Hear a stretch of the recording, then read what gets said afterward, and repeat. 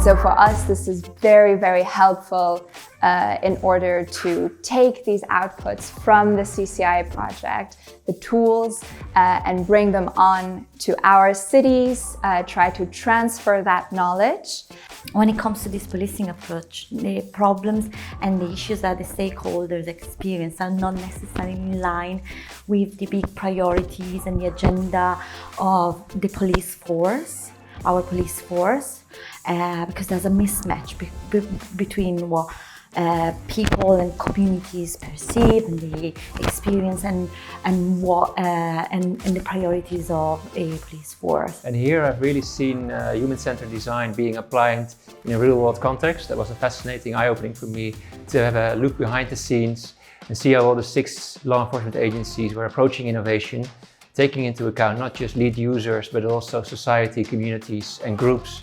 And therefore working on solutions that are multidisciplinary and hopefully sustainable for the future. The most interesting part is working together with such a variety of different stakeholders and police forces.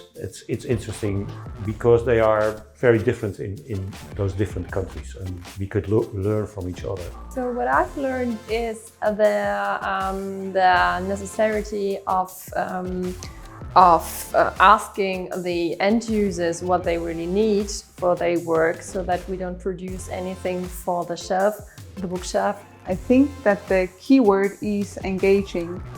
During the CCI project, we realized at the Estonian Police and Border Guard Board how important it is to engage end users. I think I've learned from CCI Project the relevance of a problem definition.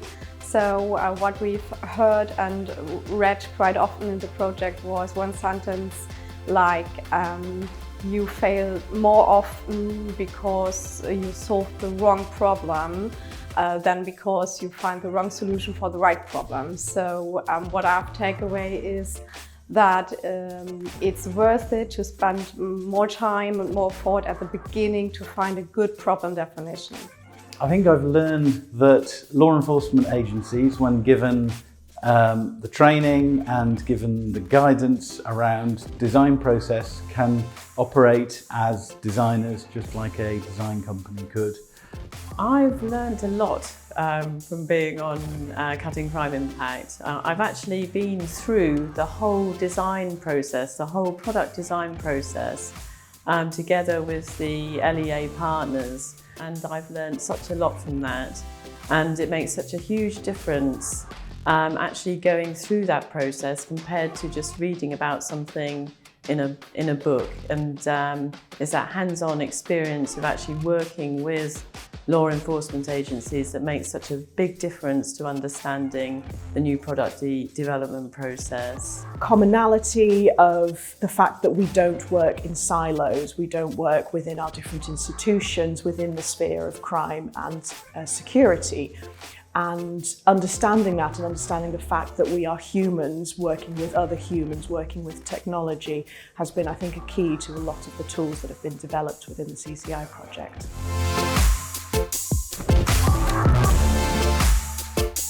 Everything has surprised me through the CCI project. We've done lots of workshops that have taught us to work in a different way, to think in a different way, and to experience different law enforcement agencies from, again, across Europe. Has been really interesting to see the different ways they work. We were very surprised about the design labs because it was very open-minded, and then to find the real way for our institution to bring this open-minded into the real context. The exchange of knowledge, that was the most beautiful in this project. Something for me was completely old knowledge, but someone else liked it and could use it, but also the other way around, that he or she told me something and then I thought, okay, that might be a very good idea. So that exchange is wonderful. What surprised me was finally the tools are also very different in nature, and it's a kind of rich collection of different tools that were developed. That was the most surprising thing, I think. It takes a lot of time, and well, of course, we had the problem with COVID, and that made it sometimes difficult, but it made it also flexible. What I've also been impressed by is the way in which, because we worked with the communication design company, then LOBA, as part of the consortium. And so in some cases then we had concepts, we had tool solutions, we had materials, and through the work of LOBA, some of those were transformed into finalised products that are well designed and easy for end users to use. And I was really impressed what a difference that process can make.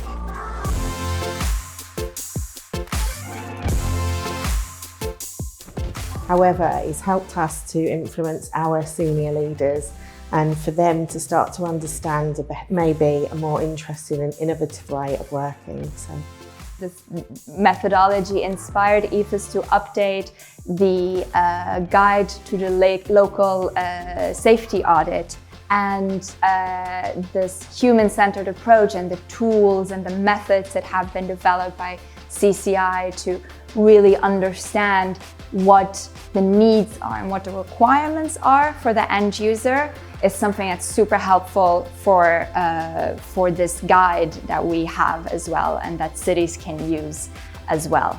What it allows us to have a new way of thinking about things, which I find it very interesting and positive, because usually on the working days we are so much focused on things, and the project gives us time to stop and try to think what is really the underlying root causes of problems, and this was very interesting. CCI Project influenced the work of DPT, the German Prevention Congress, by confirming that acting locally but thinking globally is a good way to go. I think that what has been interesting is seeing others adopt the human-centered approach, and clearly it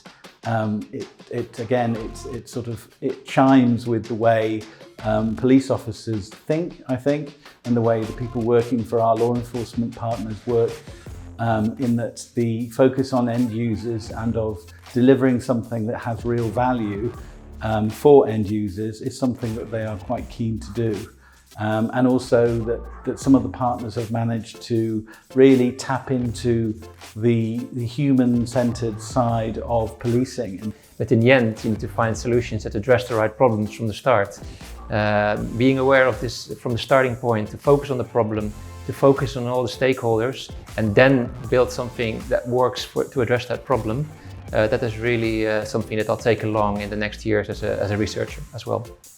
I so hope that the European Commission then looks at some of the results that we've had and listens to the experiences of the LEAs and tries to adopt that approach in more of their research projects, because I think it could fundamentally transform European security research for the better.